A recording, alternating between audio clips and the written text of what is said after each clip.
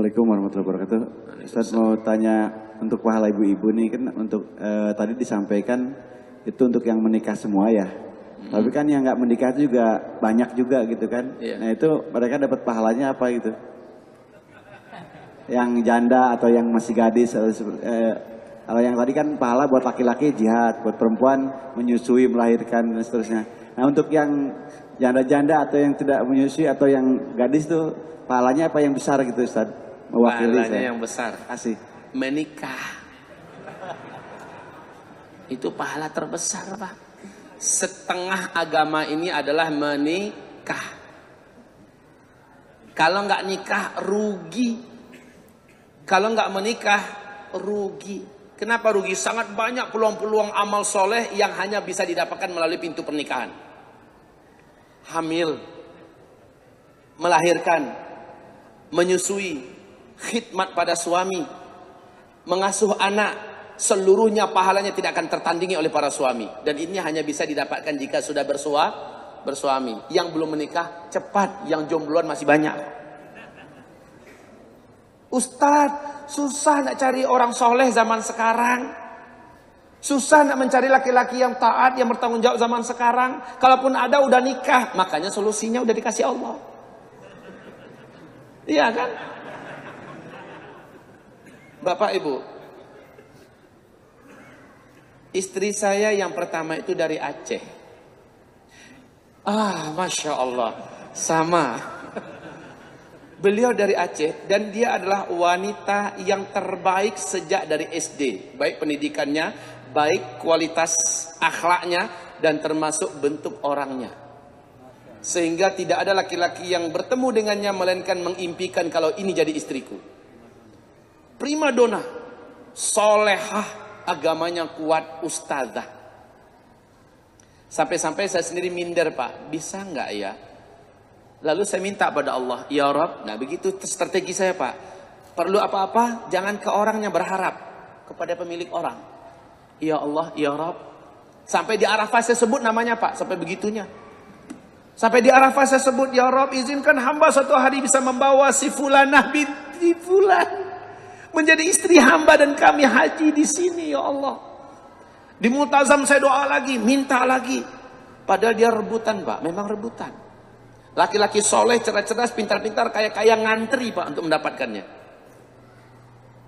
Ya Pak ya, saya minta. Tapi di waktu yang sama saya alergi dan anti pacaran. Kalau saya jalan itu Pak kayak kereta api, nggak ada stopnya. Pandang mata begini, saya selalu bawa tongkat saya dari payung. Kan Padang Panjang itu terkenal kota hujan kan. Saya jalan tuh kemana tujuan saya tujuan ke situ saja. Saya jaga masa muda saya, Pak. Saya betul-betul terinspirasi oleh kitab Ihya Ulumuddinnya Imam Al-Ghazali. Sehingga saya menjaga betul kesucian saya sebagai seorang lelaki yang berusia remaja. Orang udah asik pacaran di mana-mana, saya anti pacaran. Doa saya di usia kelas 1 SMP, doa saya, ya Allah, jadikanlah pacar hambanya istri hamba nanti, ya Allah. Begitu loh Pak. Setiap ada tawaran, Zul, si Anu suka tuh sama kamu, Zul ada surat. Sekali lagi, saya lihat orangnya memang cantik. Kemudian saya doa, ya Allah, itu istri saya nggak nanti itu? Kalau iya, ya Allah, simpan dia dulu sementara untuk saya. Nanti setelah dia matang, saya udah matang, nikahkan kami. Jika tidak, ya Allah, lupakan dia dari kehidupan hamba. Dan berikanlah untuknya suami yang lebih baik dari hamba nanti. Padahal saya kelas 1 SMP loh baru itu. Udah kayak gitu bahasa saya dengan Rabbul Alamin. Saya nggak mau pacar-pacaran, Pak. Alhamdulillah. Nah, ternyata akhirnya jadi, Pak. Setelah nikah, bener taribat yadak. Berdebulah tanganmu. Beruntung, Pak. Nyenengin hati siang malam, dilihat menyenangkan hati, ngomong lembut bahasanya, agamanya menjaganya, membuat kita adem, ayem, tentrem, ya. Terus ketika kita mulai masuk ke bab poligami itu, saya caranya asik Pak, bawa buku tentang poligami, Barat bicara poligami, letak di rumah. Saya tahu istri saya ini suka baca. Ternyata buku itu sudah ada tanda-tanda bekas dibaca. Istri saya yang baca. Baca, satu cara Pak. Cara yang kedua, saya sebutkan keprihatinan para akhwat-akhwat yang belum bersuami. Sementara laki-laki soleh terbatas. Saya ajak dia merenung dan berpikir. Saya ajak dia berpikir sosial, bagaimana dia bisa menyelamatkan akhwat seperti itu. Mulai dia hidup cara berpikirnya. Walaupun sesekali ketika bicara itu air matanya netes, dia tahu arah suaminya ini kemana. Dia orang pintar Pak. Dia tahu arah suaminya ini kemana. Udah mau kan katanya. Kalau orang Minang itu kan panggil suami kan udah. Udah mau kan katanya kan. Terus 6 tahun Pak lamanya kita membicarakan masalah ini. Lihat ibadahnya sudah dijamin. Lihat akhlaknya jangan ragu. Lihat orangnya sudahlah tenang saya. Jadi saya mempersiapkan untuk poligami itu 6 tahun Pak dengan wanita yang seperti itu. Tahun ke-6 tekad kami cari istri yang lebih matang dari dia.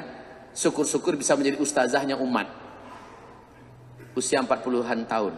Ketemu dengan Ustadz Arifin. Ustadz katakan, mau tidak menikahi seorang mu'allaf, wanita mu'allaf. Masih muda. Beliau sebutkan penderitaan akhwat mu'allaf ini. Ya, saya katakan, insya Allah, saya musyawarah dengan istri saya. Saya katakan, Dek, kita rencana umur 40-an tahun ke atas kan, yang ini begini keadaannya. Gimana? Kita selamatkan nggak? Ditawarkan oleh Ustaz Arifin. Istri saya istikharah, minta pendapat dari Sang Maha Pencipta alam semesta. Kemudian dia berkata, kalau niatnya memang untuk menyelamatkan akhwat muslimah ini dan dia bisa dibina untuk agama Allah, saya siap. Dan ini nggak banyak Pak orang yang bisa seperti ini. Kemudian akhirnya saya katakan siap. Ditentukanlah hari akad nikah terjadi. Selesai akad nikah, istri saya nelfon.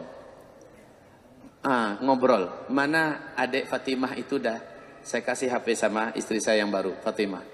Nelfon, Adinda, selamat ya. Sekarang kita jadi kakak adik. Subhanallah. Adinda, ya, selamat. Kemudian telah terjadi yang pertama. Yang ketiga, dia langsung yang pilihkan. Dia langsung yang pilihkan. Setiap saya pergi dakwah ke luar kota, seorang akhwat salehah, muda, dan ini juga rezeki dari langit memang. Tidak ada laki-laki yang melihatnya yang tidak mengatakan ini pantas menjadi istriku. Ini layak untuk diperebutkan.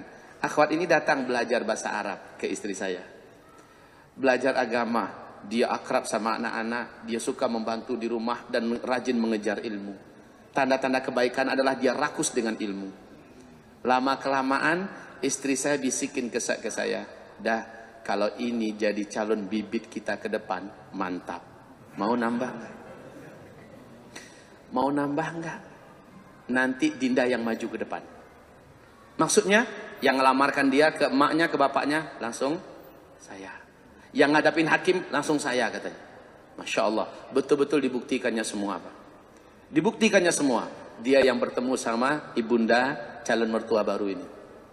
Dia yang menghadapi, dan dia menghadapi hakim, selesai. Akad nikah terjadi, dia yang dandani. Dia yang mendandani. Dia menyediakan tempat. Subhanallah Pak. Susah nggak jadi wanita macam ini? Susah. Bukan susah Pak, tapi susah.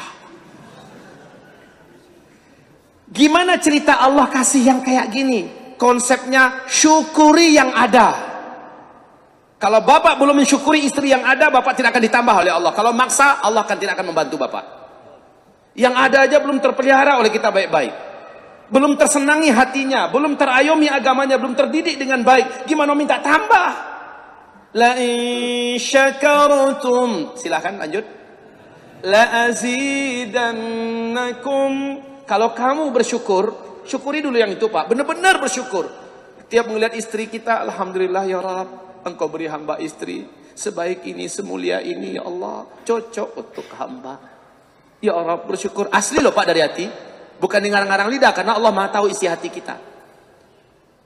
Kalau sudah seperti itu muncul Pak rasa bahagia, rasa senang Allah menikahkan kita dengannya. Betul-betul kita jaga dia dengan baik, kita rawat dia dengan baik, kita cintai dia dengan sepenuh hati. Yakinlah Pak, Allah yang atur untuk penambahan. Allah yang atur untuk penambahan. Jangan dari diri kita mau nambah. Maaf ya, maaf Bapak. Kalau dari diri Bapak mau nambah, maaf itu dari nafsu. Walaupun itu halal, tapi Allah tak tolong Pak.